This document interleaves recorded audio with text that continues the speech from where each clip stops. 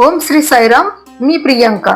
श्री साईबाबा मंदिर हे शिर्डीचं पवित्र स्थान जिथं आजही साईबाबांचा दरबार भरतो. या समाधीवर बसलेली ही दिव्य मूर्ती केवळ संगमरवरी शिल्प नाही तर साक्षात साईंचं जिवंत दर्शन आहे. आज या व्हिडिओत आपण जाणून घेऊया या मूर्तीमागचा अद्भुत इतिहास. ती कशी तयार झाली, कोणी बनवली आणि समाधीवर तिचं स्थान कसं ठरलं. साईंनी दिलेला प्रत्येक संकेत, बाबांची प्रत्येक कृपा जाणून घेऊया श्रद्धेने आणि भावनेने. व्हिडिओ शेवटपर्यंत जरूर पहा आणि आपल्या साई प्रेमाने लाईक आणि शेअर नक्की करा. ओम श्री साईराम. दिनांक 7 ऑक्टोबर हा शिर्डीतील साईबाबांच्या पुतळ्याच्या अभिषेकाचा वर्धापन दिन असतो. शिर्डी साईबाबा संस्थानने 7 ऑक्टोबर 1954 रोजी दसरा म्हणजेच विजयादशमीच्या दिवशी साईबाबांचा एक पुतळा बसवण्याचा निर्णय घेतला. हा पुतळा बाबांच्या महासमाधीच्या 36 वर्षानंतर बसवण्यात आला. साईबाबांच्या या पुतळ्याला दरवर्षी जगभरातील लाखो भाविक आकर्षित करतात. भक्तांचा असा विश्वास आहे की बाबांचे डोळे त्यांच्याशी बोलतात. बाबांनी महासमाधी घेतल्यानंतर 36 वर्षांनी 7 ऑक्टोबर 1954 रोजी विजयादशमीला त्यांची मूर्ती स्थापित करण्यात आली. साईबाबांच्या पुतळ्याशी एक रंजक कथा जोडलेली आहे. 1952 मध्ये इटलीहून बॉम्बे डॉक्सवर पांढऱ्या इटालियन संगमरवराचा तुकडा आला होता. पण कोणासाठी आणि का हे कोणालाही माहिती नव्हते. त्यामुळे त्या तुकड्यासाठी किंवा त्या संगमरवरासाठी कोणीही दावेदार नव्हता. मग कोणीही दावेदार नसल्यामुळं डॉकयार्ड अधिकाऱ्यांनी त्याचा लिलाव केला आणि खरेदीदारांनी नंतर तो शिर्डी साई संस्थानला देऊ केला. इटालियन संगमरवराच्या गुणवत्तेने सगळे लोक प्रभावित झाले होते. पांढरा शुभ्र संगमरवर. शिर्डी संस्थानने साईबाबांच्या मूर्तीसाठी त्याचा वापर करण्याची योजना आखली. म्हणून त्यांनी मुंबईतील शिल्पकार श्री बालाजी वसंतराव तालीम यांना बाबांच्या मूर्तीचे शिल्प करण्याचे मोठे काम दिले. श्री बालाजी तालीम यांनी अत्यंत काळजीपूर्वक लोखंडी आणि सुताराकडून त्यांची अवजारे ऑर्डर नुसार बनवून घेतली. त्यांनी सुरुवातीला मातीचा वापर करून बाबांचे मॉडेल बनवले, म्हणजे बाबांची हुबेहूब मूर्ती बनवली. परंतु बाबांच्या चेहऱ्याच्या शारीरिक वैशिष्ट्यांचा, लोभसपणा, प्रेमळ दृष्टी, आशीर्वादात्मक नजर ह्या सगळ्या गोष्टी त्या मूर्तीमध्ये येत नव्हत्या. शारीरिक वैशिष्ट्यांच्या गुंतागुंतीच्या तपशिलाशिवाय ज्याचे प्रोफाईल त्यांच्याकडे फक्त बाबांचा एक काळा आणि एक पांढरा फोटो होता. फक्त त्या फोटोमध्ये पाहून मूर्ती बनवण्यासाठी त्यांना अडचण येऊ लागली.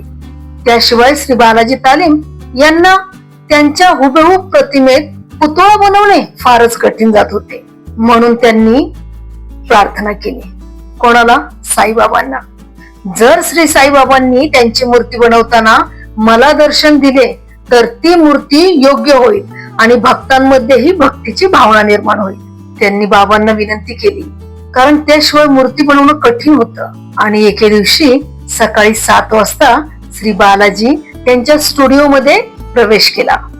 तेव्हा त्यांना तिथे दिवे लावण्यापूर्वीच, म्हणजे लाईट चालू करण्याच्या पूर्वीच एक तेजस्वी प्रकाश दिसला. पूर्ण स्टुडिओ प्रकाशामध्ये उजळला होता.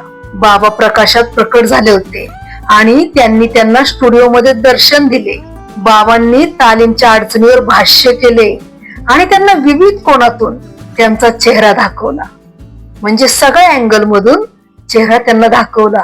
तालीमला त्याचा सखोल अभ्यास करण्यास आणि तो चेहरा व्यवस्थित डोक्यात लक्षात ठेवण्यास बाबांनी त्यांना प्रोत्साहित केले.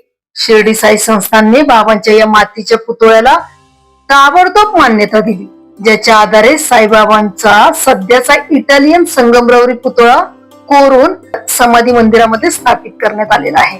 1954 मध्ये साईबाबांच्या जवळजवळ तयार झालेल्या संगमरवरी पुतळ्याच्या शिल्पकामाच्या अंतिम टप्प्यात असताना श्री बालाजी तालीम यांना बाबांच्या पुतळ्याच्या डाव्या गुडघ्याखालील एका लहान अतिरिक्त भागात एक एअर पॉकेट सापडला, जो काढावा लागला. ते धोकादायक वाटले, कारण पूर्ण झालेल्या पुतळ्यातील एअर पॉकेट काढताना संपूर्ण भाग खाली पडण्याचा धोका होता. त्यामुळे पुतळा खंडित झाला असता आणि खंडित झालेल्या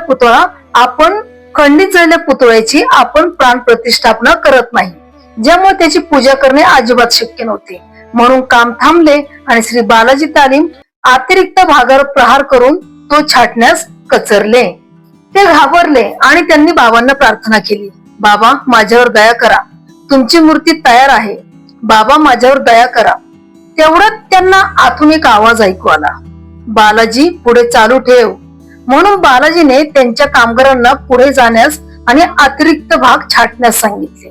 पण कामगारांनी असे करण्यास नकार दिला, कारण त्यांना भीती होती की संपूर्ण गुडघ्याचा भाग खाली निखळून पडेल. अखेर आणि खूप घाबरून श्री बालाजी तालीम यांनी स्वतः छिन्नी आणि हातोडा घेतला आणि बाबा मला मदत करा, बाबा मला मदत करा, बाबा मला मदत करा अशी प्रार्थना करत डाव्या गुडघ्याखालील संगमरवराच्या अतिरिक्त भागाला एक छोटासा धक्का दिला. आणि त्यांना आश्चर्य वाटले की संगमरवराचा फक्त अतिरिक्त भाग खाली आला आणि बाबांच्या पुतळ्याचा उर्वरित भाग तसाच राहिला. हे पाहून त्यांच्या डोळ्यातून आनंदाश्रू आले आणि त्यांनी बाबांना साष्टांग दंडवत घातले. ते नाचू लागले आणि सर्वांना मिठाई वाटू लागले.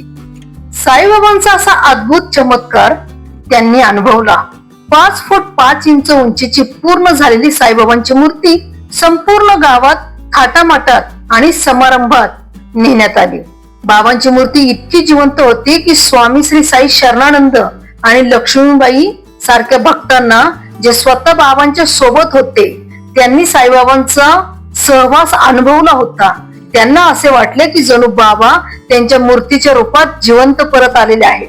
7 ऑक्टोबर 1954 रोजी विजयादशमीच्या दिवशी बाबांच्या समाधी मंदिराच्या पश्चिमेकडील व्यासपीठावर साईबाबांचा हा जिवंत संगमरवरी पुतळा स्थापित करण्यात आला आणि प्राण प्रतिष्ठाची योग्य औपचारिकता स्वामी श्री साई शरणानंद यांनी पूर्ण केली, जे बाबांना त्यांच्या महासमाधीपूर्वी भेटले होते.